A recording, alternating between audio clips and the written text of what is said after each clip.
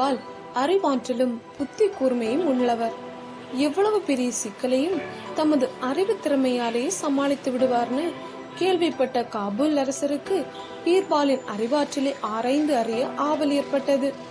அதனால ஒரு கடிதத்துல மேன்மை தாங்கிய அக்பர் சக்கரவர்த்தி அவர்களுக்கு ஆண்டவன் தங்களுக்கு நலன்கள் பலவும் வெற்றிகள் பலவும் தருவாராக.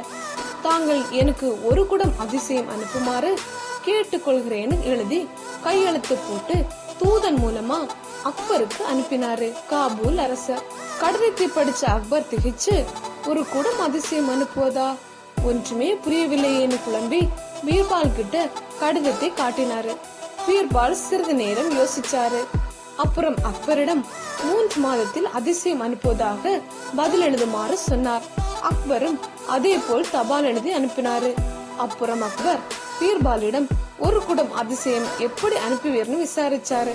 அதுக்கு பீர்பால் 3 மாதம் கழித்து அந்த அதிசயத்தை பாருங்களேனாரு. பிறகு பீர்பால் ஒரு மண் குடத்தை எடுத்தார்.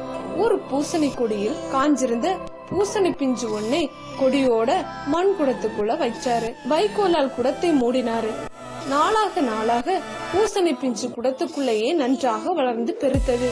குடம் நிறையும் அளவிற்கு பூசணிக்காய் பெருத்ததும் பூசணிக்காயை தவிர மற்ற வைக்கோல், கொடி, காயின் கம்பு எல்லாவற்றையும் கத்தரித்து விட்டார் பீர்பால். இப்போ அந்த குடத்தை அக்பரிடம் காட்டினார் பீர்பால். அக்பருக்கு ஆச்சரியம். குடத்தின் வாயோ உள்ளே இருக்கும் பூசணிக்காயை விட மிகவும் சிறியது. இதனுள் இவ்வளவு பெரிய பூசணிக்காயை எப்படி நுழைத்தார்னு பீர்பால் அதை விளக்கிவிட்டு அந்த பூசணிக்காய் குடத்தை அப்படியே காபூல் அரசனுக்கு அதிசயம்னு அனுப்பினாரு. அதை பார்த்த காபூல் அரசன் பீர்பாலோட புத்தி கூர்மையை எண்ணி